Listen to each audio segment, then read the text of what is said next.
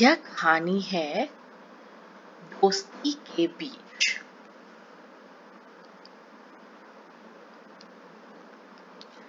Adam को अपने नए घर से प्यार था। वो शहर की एक ऊंची टावर में रहता था।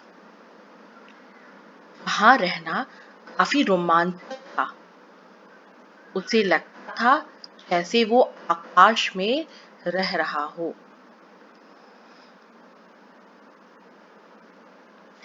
लेकिन एडम को अपने पुराने घर की बहुत याद आती थी। हर शाम वो अपने माता पिता से उन कहानियों को पढ़ने के लिए कहता जिनसे पुराने घर की उसकी यादें तरोताजा होती। फिर एडम उन कहानियों पर आधारित चित्र बनाता और उन्हें अपने बेडरूम की दीवार पर चिपकाता था। लेकिन जब वो अपने बेडरूम की खिड़की से बाहर देखता तो उसे कुछ अलग ही नजर न आता था।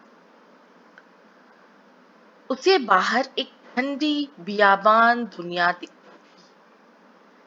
बाहर बहुत खाली खाली था। कभी कभी उसे कुछ बच्चे नीचे इमारतों की छाया में खेलते हुए दिखते थे।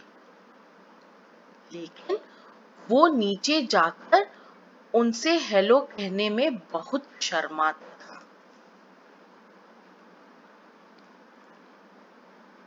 फिर एक सुबह एडम को अपनी खिड़की से बाहर बिल्कुल नहीं दिखा। कांच पर पाला जम गया था। कांच पर जमे बर्फीले नमूनों ने एडम को एक जंगल की याद दिलाई। फिर अपनी उंगली से एडम ने उस जंगल में रहने के लिए जानवरों के चित्र बनाए। जब उसकी खिड़की का जंगल भर गया तो वो अगली खिड़की पर गया और फिर अगली खिड़की पर। अंत में सभी खिड़कियां एडम के जानवरों से भर गई।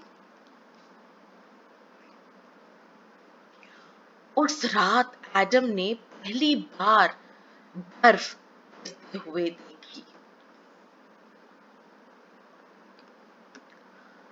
सुबह तक सिलेटी दुनिया गायब हो गई।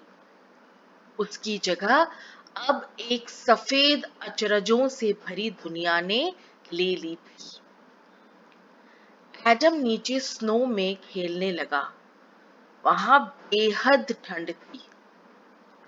वहां कुछ बच्चे एक स्नोमैन बना रहे थे। एडम ने स्नो को छुआ। वो एकदम हल्की, गीली और ठंडी थी। फिर एडम ने स्नो से एक हाथी बनाना शुरू किया। तुमने बहुत छोटे आकार का हाथी बनाया है, एक बच्चे ने हंसते हुए कहा। चलो हम मिलकर एक बड़ा हाथी बनाते हैं। फिर उन्होंने उसके हाथी पर एक स्नो की एक गेंद फेंकी। एडम हंसा। फिर सब बच्चों ने मिलकर स्नो का एक बहुत बड़ा हाथी बनाया। हाथी खत्म करके एडम ने स्नो का एक हिप्पो बनाना शुरू किया। बाकी बच्चों ने उसकी नकल की और जल्द ही वहां बर्फ के गेंडे, शेर, मगरमच्छ और बर्फ के ऊंट भी बने। रात के खाने के समय तक स्नोमैन एक बड़े बर्फ के चिड़ियाघर का इंचार्ज था। कुछ दिनों बाद जब बर्फीली दुनिया पिघल गई, एडम का नया स्कूल शुरू हुआ। एडम खुश था क्योंकि उसके कुछ नए दोस्त वहां थे। उन्होंने एडम को स्कूल का चप्पा चप्पा घुमाया। एडम को वहां एक छोटा सा बगीचा बहुत पसंद आया। वो स्लेटी खेल के मैदान में हरे रंग का एक अद्भुत बगीचा था। टीचर ने बगीचे से घर ले जाने के लिए एडम को कुछ बीज दिए। एडम ने उन्हें अपनी माँ को दिए। उसे नहीं पता था कि वे इस प्रकार के बीज थे, लेकिन उसकी माँ ने उन्हें खिड़की में रखे एक बक्से में बो दिया। चलो देखते हैं क्या होता है, उन्होंने कहा। जैसे जैसे महीने बीते, स्कूल का बगीचा बढ़ता गया और एडम अधिक पौधे और बीज अपने घर लाया। जब खिड़की के सब बक्से भर गए, एडम और उसके एक दोस्त ने इनके टूटे बर्तन और प्लास्टिक के कनस्तर इकट्ठे किए और वे उन्हें छत पर ले गए। फिर दोनों ने मिलकर आकाश में एक बगीचा बनाया। चलो हम मिलकर और बगीचे बनाते हैं, बच्चों ने कहा।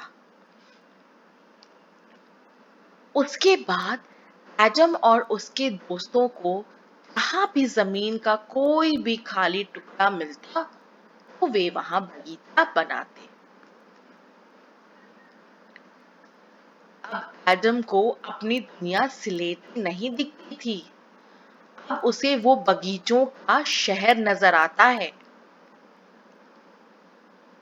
उसे यह भी पता था कि हर एक मौसम अपने अलग अलग चमत्कार और रंग लाएगा और वे दोस्ती के बीच कभी मरेंगे नहीं।